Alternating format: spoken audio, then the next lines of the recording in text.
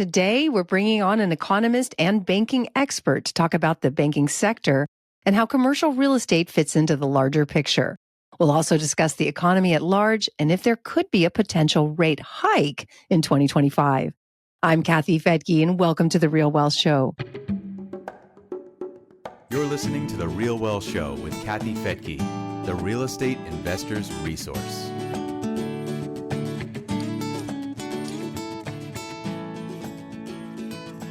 The Fed's 2024 rate cuts may have helped banks manage net interest margins, but they haven't solved the bigger problem. Commercial real estate exposure is still a major risk, especially if a downturn hits. Regulators are tightening their stance on loan extensions, and banks are offloading CRE debt to protect capital. Today, we have Chris Stanley from Moody's Analytics to help us understand what is going on in the banking sector in conjunction with commercial real estate.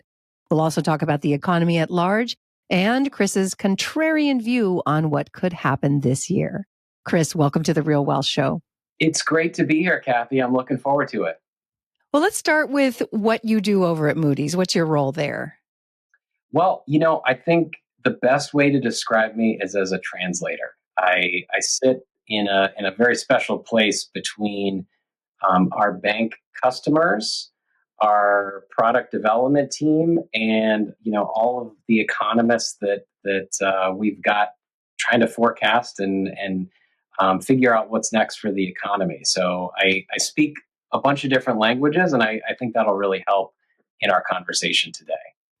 Well, I think it's desperately needed because there's been a mantra within the commercial real estate industry of survive until 2025. And here we are.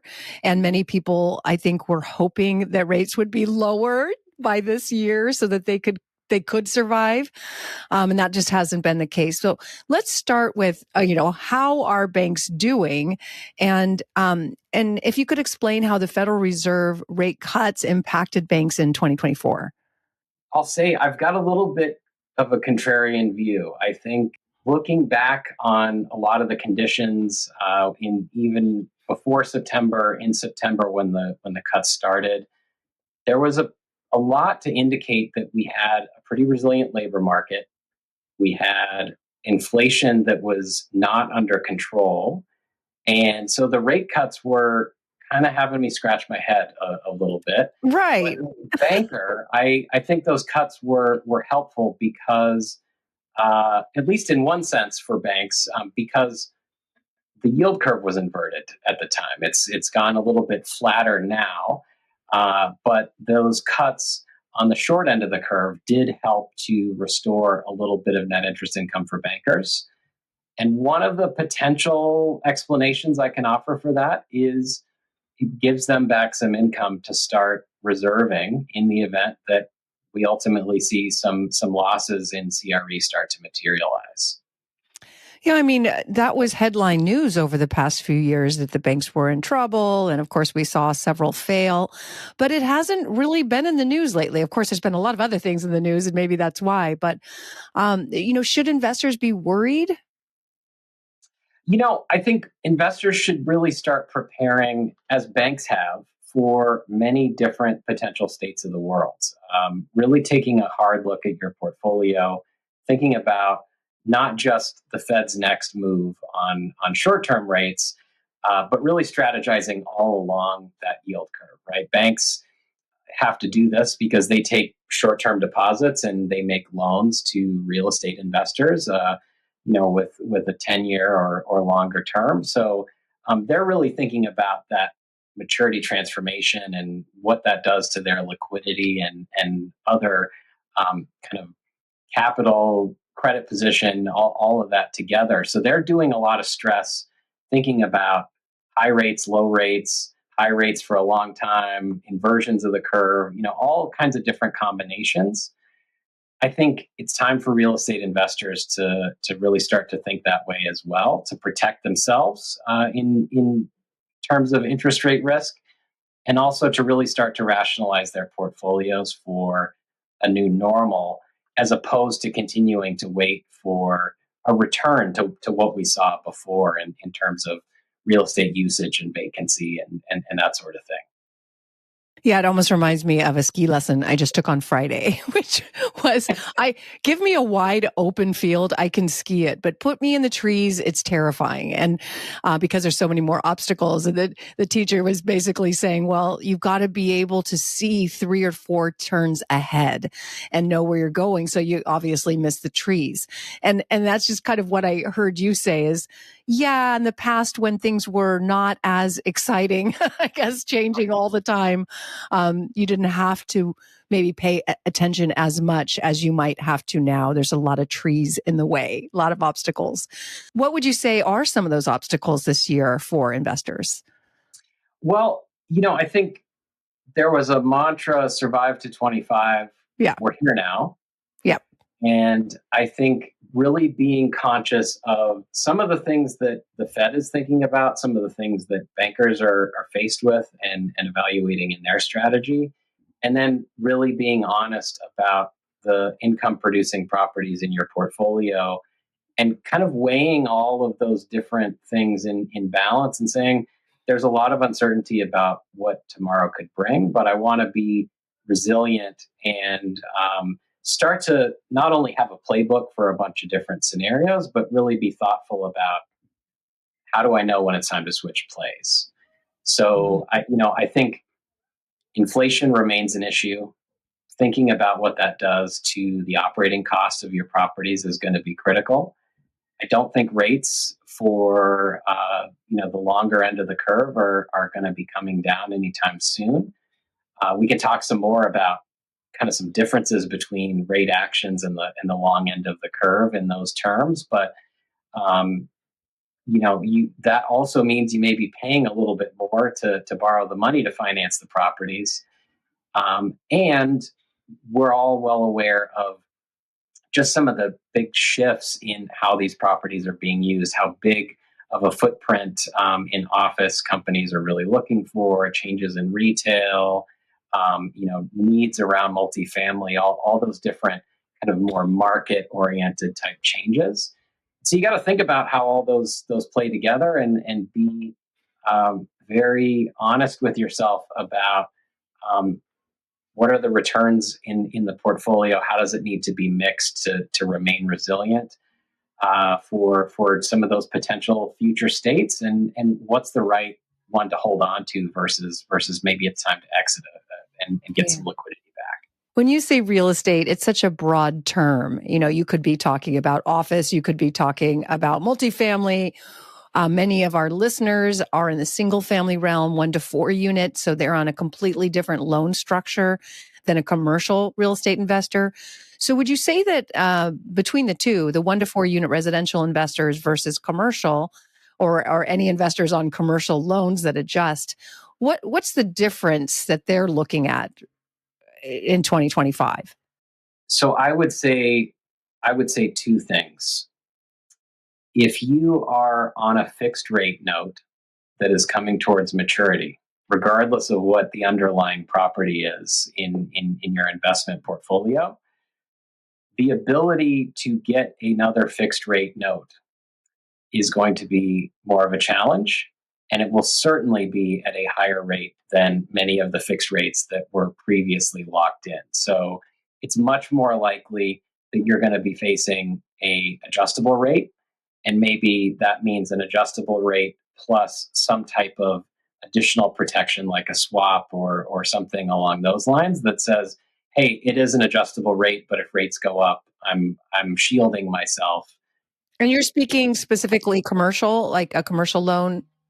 Commercial loans would be where that would work the best. I'm a little less of an expert, certainly on the 1 to 4 family, but I definitely think even in those types of investments, we're going to see a much higher benchmark rate for any of that new debt, and that lock-in effect has been one of the more challenging parts of this rate cycle is when do borrowers get hit by that reset in the rates? Yeah. I mean, I think what I heard you say is for many people who got into some cozy loans, fixed rate for commercial buildings that are coming due, because generally in commercial real estate, you don't get a long-term fixed rate, do you? Yeah. So they may be sitting pretty in a cozy position until that comes due. I mean, is there a percentage of commercial real estate investors in a, say, 30-year fixed rate? I don't think that's a term I would expect in most commercial real estate. Yeah. What I would say I see coming to an end in particular around some of those commercial real estate terms. Hmm. There were many commercial real estate loans that were given extensions coming out of the pandemic. Regulators recognized, hey, there's been this massive economic impact of the lockdowns and some of the things that we were doing in that period. So there's going to be some normalization. They encouraged banks to work, especially with commercial real estate borrowers, to say, hey, things are going to normalize, things are going to even out. So if you need to do those extensions, well, um, those borrowers work to kind of right size their vacancy or get rents back where they need to be to support debt service. Go ahead and give them an extension, and that is part of the thing that we keep talking about in commercial real estate is kind of this maturity wall that moves out and moves out and moves out. And I think, unfortunately, for many of those borrowers and landlords, the patience that regulators have for banks to continue that extension activity is starting to pull back. And so I think there's going to be a lot more pressure in those cases to say, you got to find alternative financing, or you need to accept some new terms that are going to be at a lot higher and certainly an adjustable rate as we go forward, because banks are worried about that same interest rate risk that borrowers are. The extend and pretend game, is something we talked about in the great financial crisis. And I think I've been hearing it lately too. They're just extending the maturity date, but eventually that date has to come, right? And that might be this year for many. That's right. And I think if you've made it this far, it says something about your strength as an investor. And that's really where I think it's time, banks are going through a similar soul searching on their portfolios and saying, what, Yeah. what exposures can I continue to keep? Relationships matter to bankers. That's what protects the franchise that banks build. And challenges like we've been in the last couple of years in these markets are um, really where you define those relationships. And so um, I think a lot has been done to support those extensions, keep things going, but ultimately, for their own profitability, for their own regulatory requirements, there's going to have to be some change in those portfolios for banks. That means real estate investors, borrowers, landlords should be similarly going through a bit of soul searching if you've made it to this point. Sure. So if we were to take a bird's eye view of the economy today, I mean, we've over the last few years had a stronger economy than people expected, considering the aggressive rate hikes. We kept seeing strong job growth, wage growth, inflation coming down. I mean, the Fed getting to its target without the pain that they said would be coming. So here we are now in 2025, and the jobs report came in a little softer, but inflation is kind of moving in the wrong direction. I think in the past, I've heard words like stagflation, where we're seeing inflation, but not really the growth that would go along with it. Are you concerned about the last jobs report, and should investors be? What it always makes me think of when we start into these kinds of things. I worked with some bankers who would always ask for a one-handed economist, right? Because we always answer those types of questions and say, well, on the one hand, but then we think other alternative things. So let me say this. I think there's a lot that we can look at in economic indicators that help us understand how's the Fed going to balance their mandate in terms of we want full employment and we want stable prices. And they're going to kind of be on a spectrum of balance between those. I think there's also some things that we can look at that help us understand as investors, as bankers, um, what's going on and how, how does all of this play down into my portfolio, into my profit and loss. And so there's kind of those couple of different levels that you want to look at it. I think for most of us, the Fed is looking at those headline items and they're managing very short-term rates. That trickles down to investors primarily in terms of just what are you getting paid by banks on your deposits. The real portion that you want to keep an eye on is number one, what are some of those underlying components of employment? What are they telling us about what types of jobs people have or what types of jobs people are losing? Because I think that's an important signal as you look to say, do I want to be in one property type or another? Do I want to change that mix around a little bit? Am I confident in my current level of vacancy and rents, or could there be a threat to that outlook? And then secondly, I think keeping an eye on the 10-year treasury, that's going to be the thing that's going to define what you pay as your note resets, as your financing of your portfolio gets reconfigured as you make changes or come to maturity on your existing notes. So long way to say, you're right. Labor is resilient. Inflation's still a problem. That's going to be where the Fed focuses. Rising prices are a bigger threat on average to all of us than a little bit of change in unemployment. I would watch all of this with a careful eye to the distinction between deceleration and deterioration, right? Are we getting jobs still, but at a slowing rate? That's different from we're losing a whole bunch of jobs all of a sudden, right? And similarly, I think as anyone listening, I'm sure feels, inflation at various points over 2024 was not as rapid as it was in earlier years, but it was still well above the target that the Fed It still wants. hurts. Yeah. The overall price rise, go get a dozen eggs right now. We all are going to continue to feel that. And so I think that really helps kind of understand not only what's on the mind of the Fed governors, but how the profit and loss of your individual holdings are going to, should be expected to play out, and what some of the things you might be considering in terms of shocking some of those future expectations of earnings with continued higher prices if that remains the key issue. Yeah, there was so much talk last fall that the Fed was going to cut rates like 6 times this year, which, I don't know where people thought that was a possibility. Maybe they thought we were going into a recession or something. But is it possible that we could be looking at rate hikes this year if inflation continues to be sticky? Absolutely. I think I was hoping you wouldn't say that.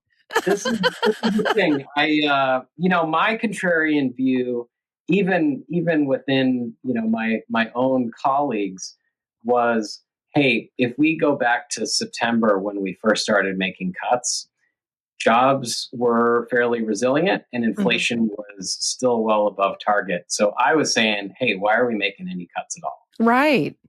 And flash forward to today, jobs remain relatively similar to where they've been the whole time. There's bumps here and there as we get different data or there's revisions, but relatively similar job market and environment.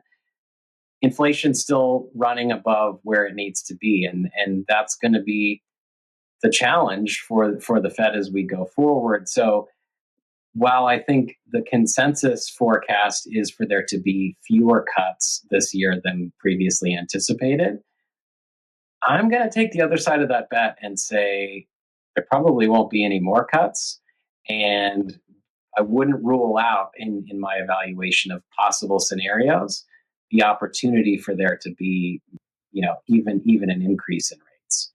Yeah. The other thing I would point to is what's happened to that rate that matters so much for investors, that benchmark 10-year treasury.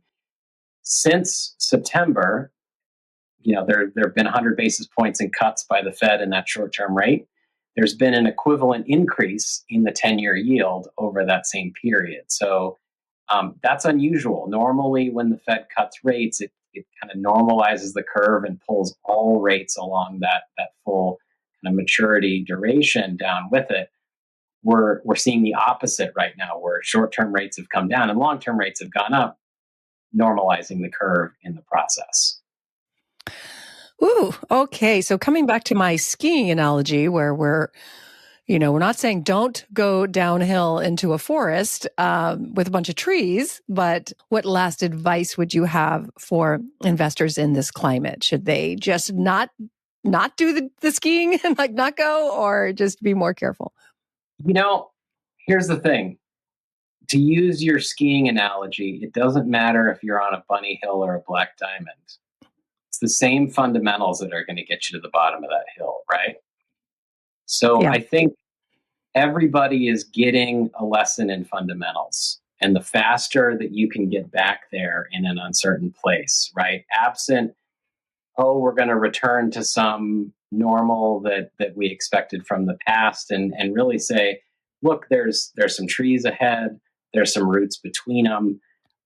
So we got to start preparing for applying those fundamentals, making some of the turns, making some of the decisions that lie ahead.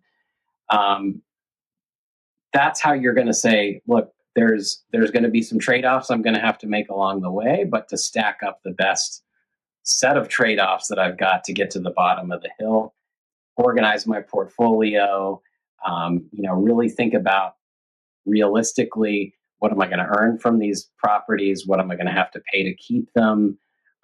What am I going to have to pay to keep them up, in repairs and those types of things. Conditions can normalize around you, rates can stay high, but capital is going to be moving towards good ideas. Property is going to be repriced where it makes economic sense. And we'll all get to the bottom of the hill in a resilient way. Well said. Beautifully done. Thank you. Well, Chris, it's really been a pleasure to have you here on the Real Wealth Show. I hope we can have you back again. Of course, anytime. Wonderful. And thank you for joining me here on the Real Wealth Show. As you can see, this is one of the reasons I love residential real estate, 1 to 4 units. You're locked into hopefully a 30-year fixed rate. So at least you've eliminated that uncertainty. You know what your payment's going to be, and that gives me a lot of peace of mind. We might be seeing insurance rates going up and maybe costs going up, but that monthly mortgage payment, which is a big one generally, is fixed. So again, if you want to find out more about how you can build a real estate portfolio in residential real estate, just go to realwealthshow.com. At Real Wealth, we like to simplify the process of investing in real estate. We've done the research on different markets that we share with you.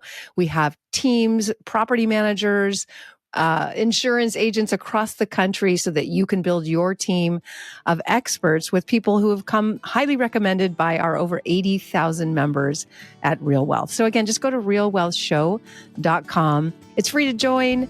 You can speak with one of our investment counselors and get access to over 500 webinars. And if you like this content, please subscribe. Give us a thumbs up. We really, really appreciate it. It helps us provide more content for you. I'm Kathy Fettke. Thanks for joining me here on The Real Wealth Show. We'll see you next time.